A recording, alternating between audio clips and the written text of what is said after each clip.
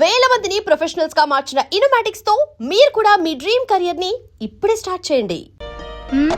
నా మంచి చెల్లి బావ పొలానున్నాడు. ఈ క్యారేజ్ పట్టుకెళ్ళి బావకిచ్చిరా. మీ ఆయనకి నేనెందుకు ఇవ్వాలి? నీకు బావ కదంటి. మంచి తల్లి. తాతయ్య 2 రోజుల నుంచి కబురు చేస్తున్నాడు. నేను ఒకసారి వెళ్ళొస్తాను. నువ్వు పట్టుకెళ్ళకపోతే అల్లుడు గారు ఏమన్నా అనుకుంటారు. నువ్వే పట్టుకెళ్ళు. బావ చాలా మంచివాడమ్మా, ఏమనుకోడు. నా మంచి చెల్లి కదూ. అలాగేలే, కాకా పట్టుకుని వెళ్ళు. మీ పెద్ద కూతురు గారు వంట రుచి చూద్దాం.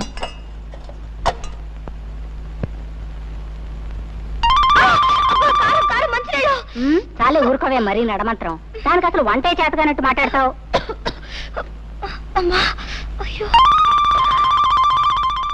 అబ్బా, ఈ వంట తింటే మీ బావు పని అయినట్టే.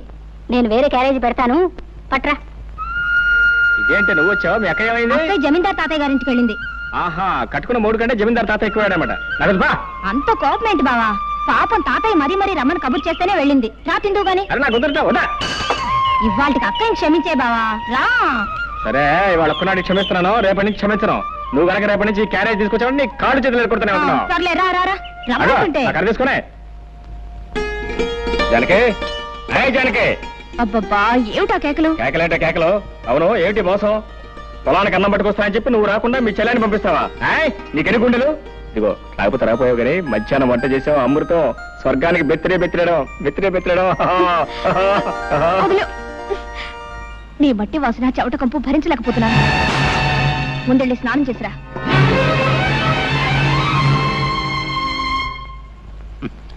నువ్వు చెప్పినా చెప్పపోయినా నాకంతా తెలుసు మురళి.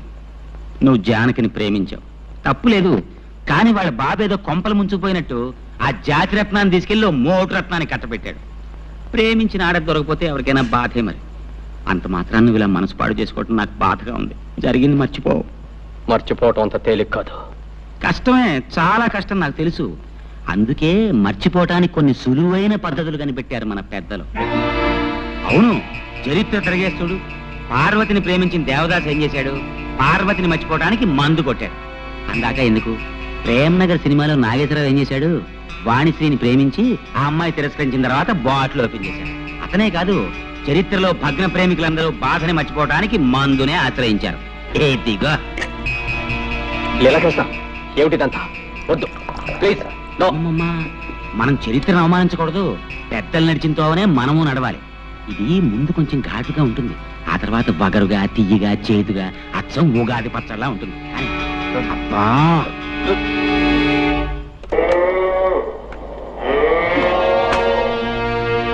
ఏమిటి? గడ్డేశాను, నీళ్లు పెట్టాను. ఇంకేమిటి నీ గోళ? ఉంటే నీ పని చెప్తాను.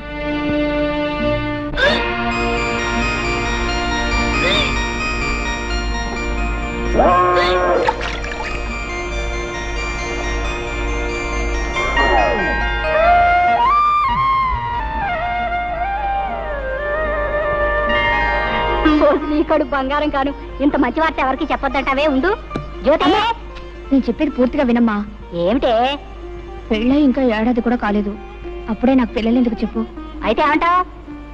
ఏం లేదు, ఇరకల వెంక మీద పోవడానికి ఏదో మందిస్తుందట, అది నేను వేసేసుకుంటాను. పిచ్చి పిచ్చిగా వాగా అంటే చెప్పు తీసి కొడతాను. బావా, నేను ఒకటి అడుగుతాను, నువ్వు కాదనకూడదు. అయ్యో రామ, భార్య కాస్త ప్రేమగా అడిగితేనే ఏమో కూడా ఏం కాదనలేడే. ఇంత గట్టిగా కౌలించుకుంటే ఏం కాదంటాడు? ఏం కావాలి చెప్పు. మరే మరి గుండి కావాలా? అదేం కాదు. గుండి కావాలా? అదే కాదు. ఏం కావాలో చెప్పు. మరి మరి మరి పెళ్ళైన ఏడాదికి పిల్లలు పుట్టే వాళ్ళ మీద నీ అభిప్రాయం ఏమిటి? ఏడాదికి పుడితే అదృష్టవంతులు, 9 నెలలకి పుడితే మంచి కష్టజీవులు అనమాట. 4-5 సంవత్సరాల తర్వాత పుడితే వాళ్ళ మొహం, వాళ్ళ గురించి కూడా ఒక అభిప్రాయం. ఒట్టి బద్దగస్తులు అనమాట. అవును, నువ్వేదో అడుగుతావని చెప్పి ఏమిటి అడుగుతావేంటో? మర్యాదగా చెప్తావా లేకపోతే వెళ్ళి నీళ్లు పెడతావా? అబ్బా, నీదంతా కంగారే, ఏది సరిగా వినవు. ఏది చెప్తాగా వింటాకే చెప్పు. నేను నెల తప్పాను. తప్పగా నీళ్లు పెట్టవా? అబ్బా, ఏది అర్థం కాదు. 1 నెల కాదు, 3 నెలల వరుసగా తప్పాను. 3 నెలలు కాబట్టి 6 నెలలు తప్ప. ఇప్పుడు ఏం పోయింది, తర్వాత మాట్లాడుకోవచ్చు. వెళ్ళి నీళ్లు పెట్టి నా చెమట పడి చూస్తుంటే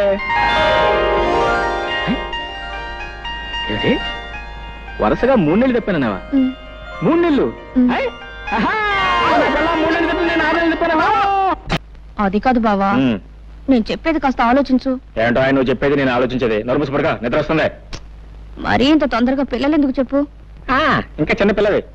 అవును, ఈ మాట చెప్తే మీ అమ్మ ఏదో అందన్నావు, ఏముంది? చెప్పు తీసు కొడతానంది. ఏటో చెప్పు తీసు కొడతానంది. మీ అమ్మ కేవలం మాటల్లో ఉంది, నేను కొట్టి చూపిస్తాను అనుకున్నావు. పడగా.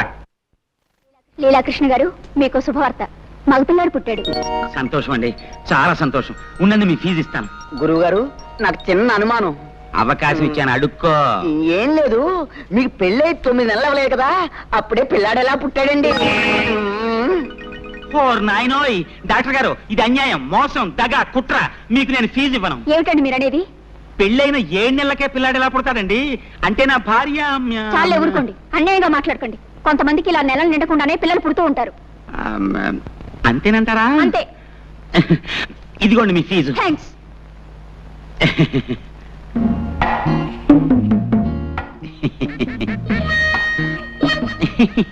చీ చీ చీ చీ చీ. ముక్కు నాదే, మూతి నాదే, కళ్ళు నాదే. భలేవారేనండి మీరు. అబ్బాయి అచ్చం మీ పోలికే. నా పోలికి రాతే ఇంకెవడి పోలికి వస్తుంది? చెప్పు తీసుకొడతాను.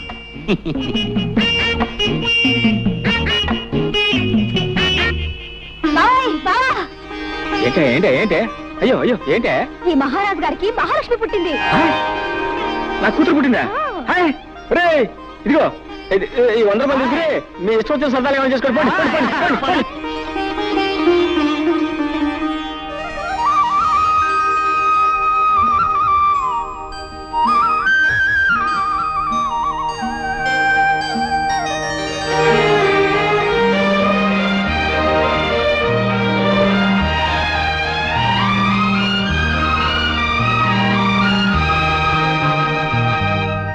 ముద్దు పెట్టుకోవడానికే బిడ్డలా?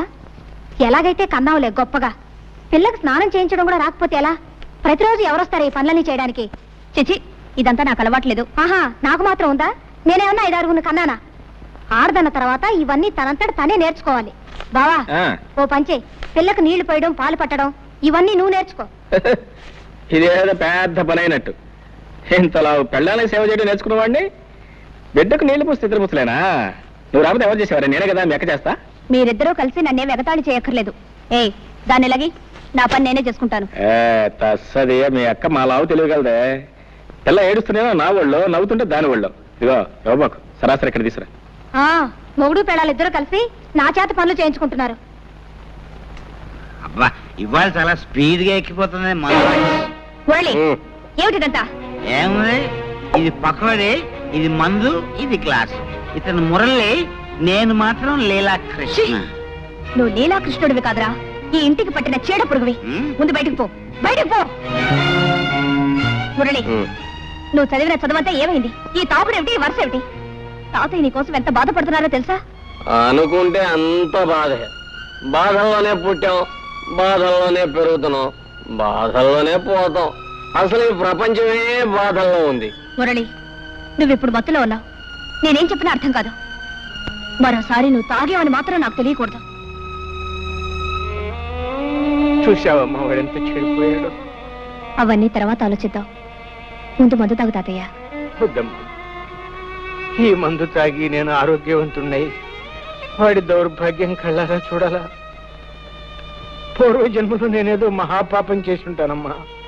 అందుకనే ఆ భగవంతుడు మనవణ్ణి నాకు విడిచిపెట్టి ఉన్న కొడుకుని కోడల్ని తీసుకుని వెళ్ళిపోయాడు. అయినా తట్టుకున్నాను. నా ప్రాణంతో సమానంగా వాడిని పెంచి పెద్ద చేశాను. నేను పోయిన తర్వాత అంత ప్రేమగా చూసుకునే నువ్వైనా ఇంటికి కోడలిగా వస్తావు. కానీ భగవంతుడు ఆశ కూడా నెరవేర్చలేదమ్మా. ఏమిటి తాతయ్య నువ్వు అనేది? అవునమ్మా, మురళికి నువ్వంటే ప్రాణం. నిన్నే పెళ్లి చేసుకుంటానని నాతో చెప్పాడు. ఆ విషయం మీ నాన్నతో మాట్లాడదామని ఆ రోజు మీ ఇంటికి వచ్చేసరికి నీ పెళ్లి విషయం మీ నాన్న నలుగురిలో నిర్ణయం చేశాడమ్మా. చూసావమ్మా, భగవంతుడు ఎలా మనుషులతో ఆడుకుంటాడు. మనం కోరుకున్నది దక్కనివ్వడు, దక్కింది దొరకనివ్వడు. నేను ఆ రోజు 4 అడుగులు చురుగ్గా వేసి ఉంటే నువ్వే ఇంటి కోడలివై ఉండేదానివి. వాడు నిన్ను మర్చిపోను లేక మరొక పెళ్లి చేసుకోను లేక కుమిలిపోతున్నాడు. తాగుడుకు బానిసయి వాడి ఆరోగ్యం సర్వనాశనం చేసుకుంటున్నాడు. వాడిని ఆ స్థితిలో చూస్తూ నేను ఎలా బ్రతకగలనమ్మా? తాతయ్య ఊరుకో. అమ్మా జానకి, నువ్వు నాకు ఒక మాట ఇవ్వమ్మా. ఏమిటి తాతయ్య? నేను పోయిన తర్వాత వాడిని జాగ్రత్తగా చూసుకుంటానని, వాడి బ్రతుకు బండర కాకుండా మనిషిని చేసి ఒక దారిలో పెడతానని నాకు మాట ఇవ్వమ్మా. అలాగే తాతయ్య. జానకే, జానకే, జానకే, జానకే, జానకే, ఎక్కడే ఎక్కడ నువ్వు?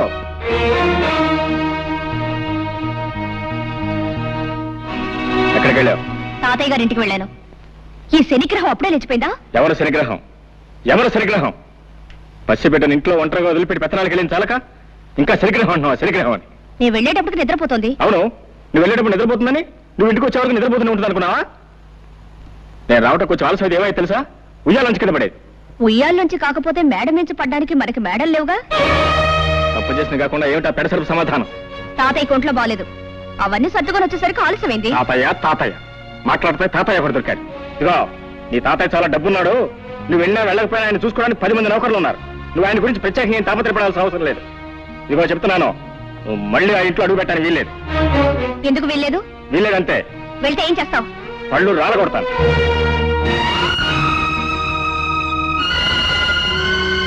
అమ్మా, జానకమ్మ గారు. ఏమిటి రావాలమ్మా ఇలా వచ్చావు? తాతయ్య గారు ఇప్పుడే పోయారమ్మా. తాతయ్య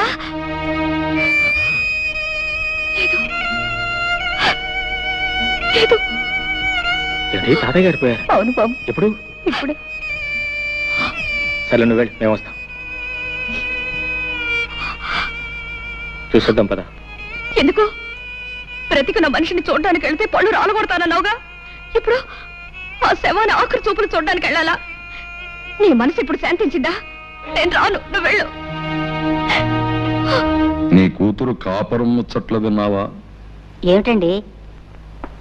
అల్లుడి మంచితనం చూసుకుని ఇష్టం వచ్చినట్టు పిచ్చి పిచ్చి వేషాలు వేస్తుందట. ఎవరు చెప్పారు మీకు? మన సంగతులు ఊరందరికీ తెలిసేదాకా మందాక రావు. ఒకసారి వెళ్ళి మందలించిరా. చిచి, వెధవ బ్రతికైపోయింది. ఓ సుఖం లేదు, సంతోషం లేదు. ఈ శనిగ్రహం ఏడుపుతాను, మాయగారి వంటతోనే నా ప్రాణాలు పోతున్నాయి. ఏయ్ నోర్మై, నోర్మై, ఎందుకలా ఏడుస్తున్నావు? ఎందుకు ఏడుస్తున్నావు? నిన్ను కొట్టేనండి చూడు. చాలా సాలేవా బడాయ్. నోరులేని ప్రస్తుతానికి నీ బెదిరింపులు తెలుస్తాయా? నోరెందుకు లేదు? పెంకులు ఎగిరిపోయేలా ఏడవడానికి పెద్ద నోరేసుకుని మరీ పుట్టింది. శని శని శనిగ్రహం అని. నోర్మై, ప్రస్తుతాన్ని పట్టుకుని శని శని అంటావు. బుద్ధి లేదు నీకు? ఆడదన్న తర్వాత కాస్త ఓర్పు సహనం ఉండాలి. కానీ అవతల బారేస్తే ఎదుగుతారా? నేను నీలాగే చిరాకు పడి ఉంటే ఇంత దానివి అయ్యేదానివే. నేను దీనిలాగే ఏడ్చుంటే నీకు తెలిసేది. ఏడవలేదే పాపం, పాక నవ్వుతూ ఉండేదానివి. దీనికంటే ఎక్కువే గొడవ చేసేదానివి. సర్లే, దీనికి పాలు పెట్టి నిద్రపుచ్చుతాను. వంట నాకు వచ్చి తీసుకెళ్ళు. అమ్మయ్యా, రక్షించావు. అమ్మా, సాయంత్రం దాకా తీసుకురాకు. పీడ వదిలింది. జానకమ్మ గారు, వస్తున్నా. జానకమ్మ గారు. ఏమిటి రావుడు ఇలా వచ్చావు? చిన్నబాబు గారి గురించి మీతో చెబుదామని వచ్చానమ్మా. ఏమిటో చెప్పు. పెద్దబాబు గారు పోయిన కాంచి చిన్నబాబు గారి పరిస్థితి ఏం బాగులేదమ్మా. 24 గంటలు తాగుతూ సరిగ్గా భోజనం కూడా చేయటం లేదమ్మా. మీరైనా వచ్చి కాస్త మందలించండి అమ్మా.